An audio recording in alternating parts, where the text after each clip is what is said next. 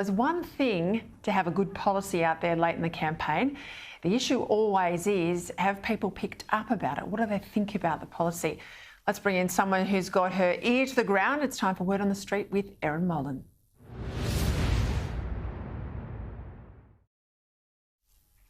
As I said, Erin, a big announcement yesterday at the Liberal launch. I think it's a great policy, but I'm keen to know how many people even know about it, and those that do know about it, what do they think of it? It's really interesting. Good evening to you, Peter. You said at the start of the show that you hope that people hear this and that people understand this.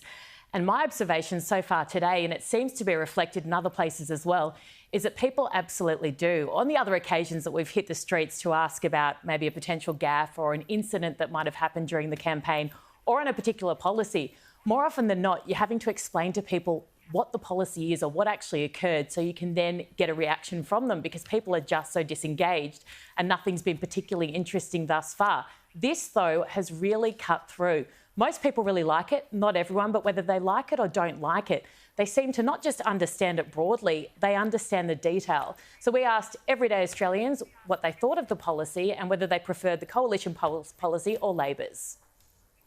I love the Liberal getting at your super, because when I was buying my first house originally, I was so angry I couldn't access my super. So I'm all for it. It's like, it's your money. Why can't you get it now to buy a house and get into the market? Obviously, you're sort of reinvesting whatever you're pulling from that super into your home, so it's still there as an investment. I don't like the idea of dipping into super to just prop up the housing market for a little bit longer. It's hyperinflated as it is, and it's just disadvantaging young first home buyers like myself that are trying to get in the market. That part of my life really freaks me out because, yeah, the housing prices are rising so much, and then such a housing shortage as well. Like, I'm probably going to work in the health system in a few years, and there's a lot of rural incentives to live out in the country, so I think I'll lead towards that more. We just don't understand why they don't embrace renting here in Australia. In Europe, people rent and there's no stigma attached to renting. Take it easy, relax, just rent.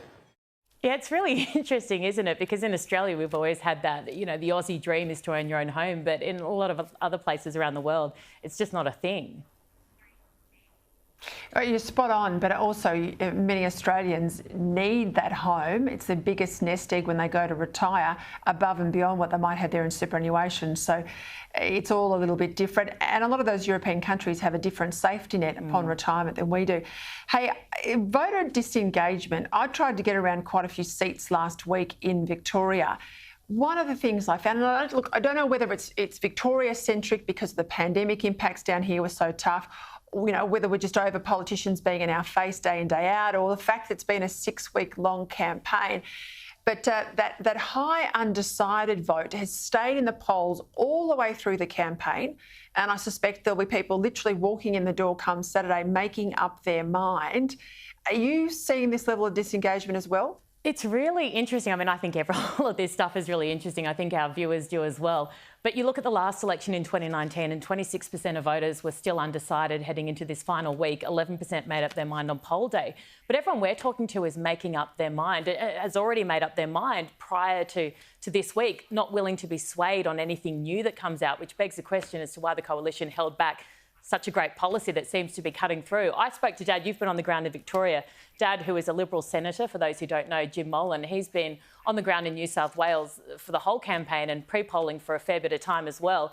And his two main observations out of this is he's not having, the first one, those long conversations that he was having in 2019, as in he said people have already made up their mind, so they don't need anything clarified or they're not looking to discuss or to seek further clarification on anything. And the second thing he said was that he's getting abused less, which, look, I don't find overly surprising because you'd be fairly game to abuse my dad. He was a Major General in the Army. I remember I once gave him a bit of abuse when I was 15 and he asked me to clean my room. I went to school. When I got home, he cleaned out the entire room of everything I owned and put it in the middle of a dump bin in the Enoggera Army barracks. So he doesn't always take kindly to our attitudinal feedback. So, yeah.